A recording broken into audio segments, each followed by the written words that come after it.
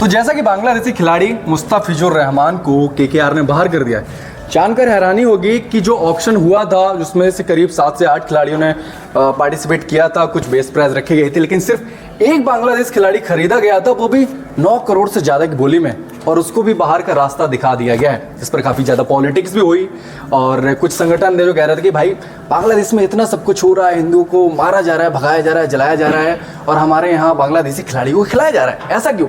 और बात तो शाहरुख को गद्दार कहने तक पहुँच गई। तो आखिरकार बीसीसीआई ने कहा कि केकेआर से कि भाई आप बाहर करिए इस खिलाड़ी को और रिप्लेसमेंट पर आप कोई दूसरा खिलाड़ी ले लीजिए। लेकिन अब लोग बट गए हैं, कोई कह रहा है कि मुस्तफिजुर रहमान सही है, उसको खिलाना चाहिए, खेल भावना का सम्मान करना चाहिए। इस पर हम अपने सहयोगी अजीत से बात करेंगे। आपको क्या लगता है, मुस्तफिजुर रहमान को खिलाना सही है या नहीं?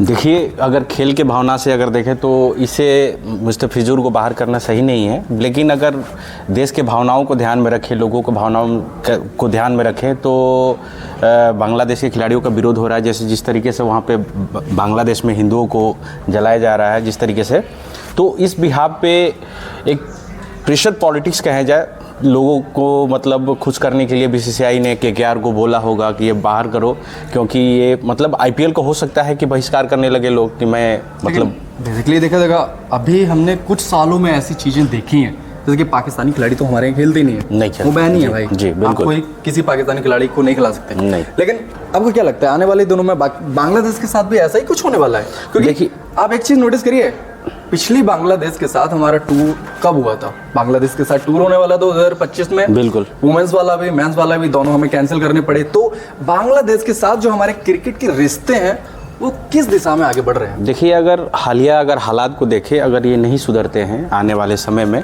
तो इसका असर क्रिकेट पे भी होगा।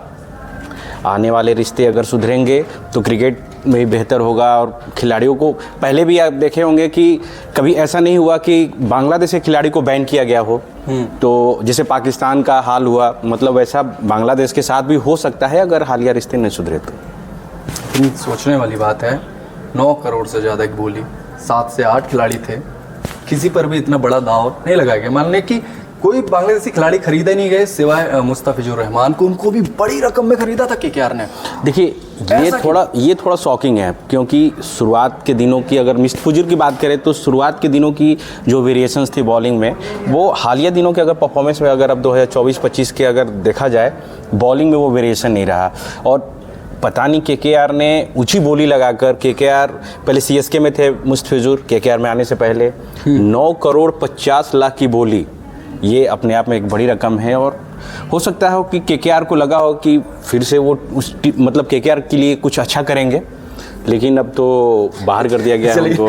एक सोचने वाली बात है, जब हम ऑक्शन देख रहे थे उस दिन 16 तारीख को ऑक्शन था, केकेआर की तरफ से मैनेजमेंट बैठा हुआ था, उसमें कहीं भी शाहरुख खान नहीं थे। आपको क्या लगता है केकेआर की तरफ से कोई मतलब जो टीम से मालिक होते हैं, मैं अकेली केकेआर की बात नहीं कर रहा, सारी टीम्स के मालिक होते हैं, कुछ वहाँ जैसे कि बैठे हुए थे, बट वहाँ शाहरुख खान नहीं थे। आपको क्या लगता है मैनेजमेंट में कितना ज़्यादा दबाव रहता होगा कि क्या शाहरुख खान ने बोला होगा कि नहीं भाई मुझे मुस्तफिजुर चाहिए ही चाहिए?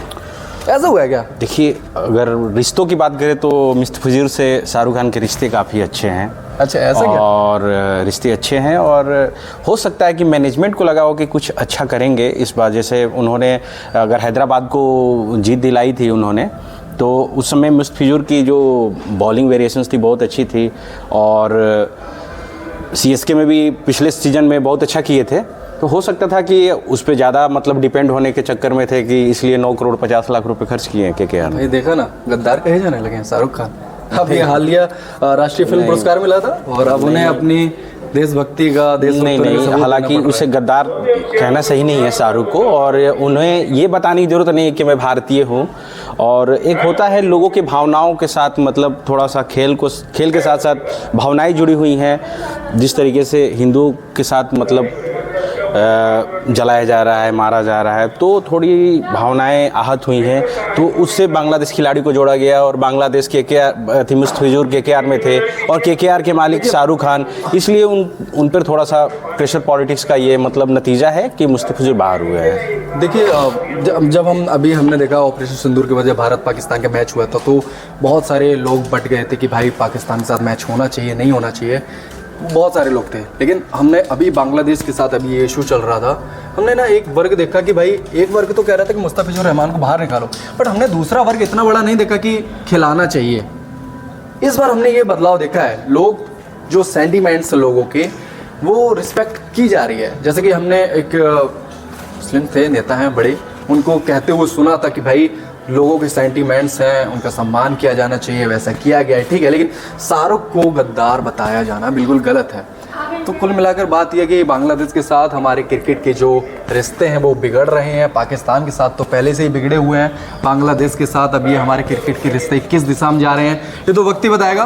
बाकी रही आईपीएल की बात, आईपीएल में तो चलो बांग्लादेशी खिलाड़ी अब बैन हो चुके हैं इस तरीके से कहा जाए, क्योंकि जिस तरीके से मुस्तफिजुर रहमान बाहर निकाले हैं। लेकिन T20 वर्ल्ड कप आने वाला है, ना केवल मुस्तफिजुर रहमान आएंगे, उनके साथ पूरी टीम इंडिया आएगी, ये भी सोचने वाली बात है।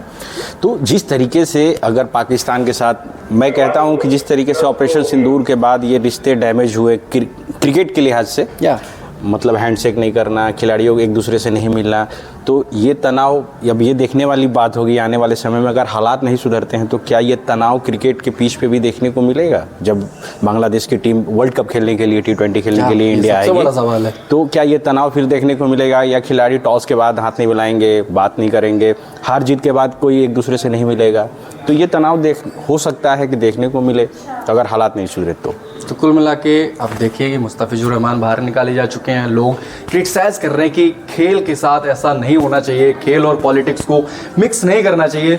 तो कुल मिलाकर आईपीएल तो अभी अप्रैल में, उससे पहले T20 वर्ल्ड कप होने वाला है, उसमें बांग्लादेश की टीम इंडिया आने वाली है। पाकिस्तान तो चलो अपने मैच बाहर खेलेगी इंडिया से, लेकिन बांग्लादेश की टीम आएगी, देखते हैं किस तरीके से उनका स्वागत किया जाता है।